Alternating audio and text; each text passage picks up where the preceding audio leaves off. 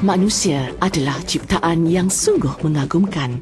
Ia terdiri daripada 206 batang tulang yang disusun dan disambungkan antara satu sama lain untuk apa yang dipanggil sebagai tulang rangka.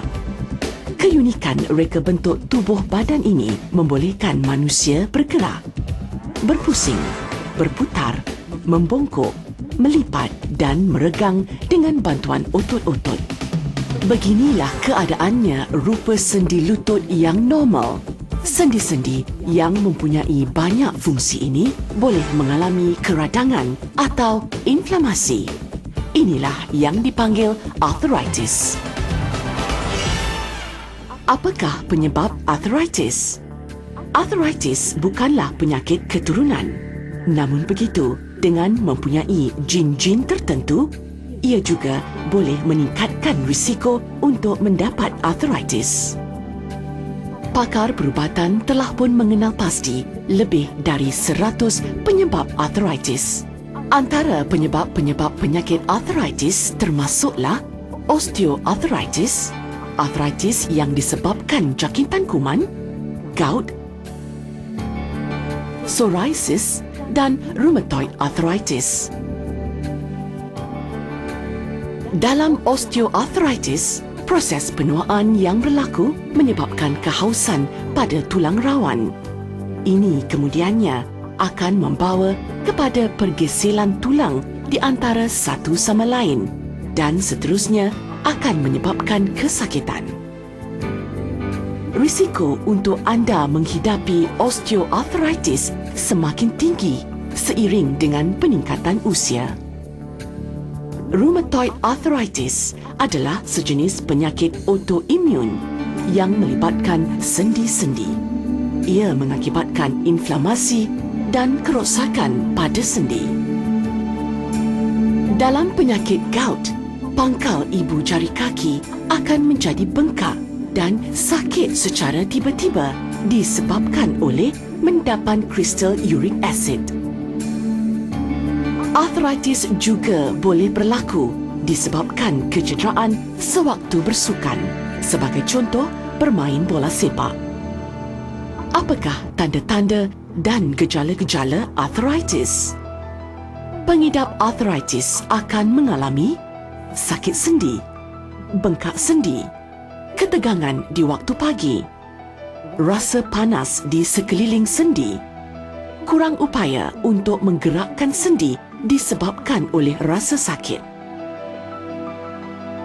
Jika arthritis ini tidak dirawat dan dibiarkan berlarutan, kecacatan sendi akan berlaku seperti dalam penyakit rheumatoid arthritis dan osteoarthritis di tahap yang teruk. Kajian yang dijalankan bergantung kepada punca yang disyaki. Ia termasuklah ujian darah, air kencing dan juga X-ray sendi. Bolehkah pengidap arthritis menjalani kehidupan normal? Ia boleh dicapai dengan rawatan tertentu. Memberikan pendidikan kepada pesakit. Rawatan tanpa ubat seperti pemulihan anggota, pemulihan cara kerja, pengurangan berat badan. Ubat-ubatan, ubat untuk dimakan, ubat sabuk dan jika perlu, pembedahan.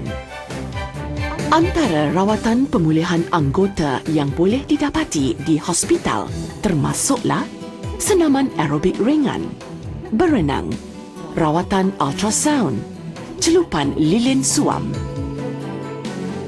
Ada kalanya pengubah suaian perlu dilakukan di dalam kehidupan seharian bagi membolehkan pergerakan yang lebih selesa. Untuk memudahkan kerja, letaklah barang kegunaan harian pada paras dada supaya anda tidak perlu membongkok. Selain dari itu, penggunaan alatan rumah yang diubah suai juga dapat membantu. Duduk sewaktu membuat kerja-kerja di paras rendah. Gunakanlah kerusi sewaktu mandi. Penggunaan tapak tangan untuk membuka atau menutup barangan seperti penutup botol akan memudahkan kerja. Kasut yang mempunyai velcro atau kasut sarung memudahkan pesakit untuk memakai kasut. Apakah ubat yang biasa digunakan?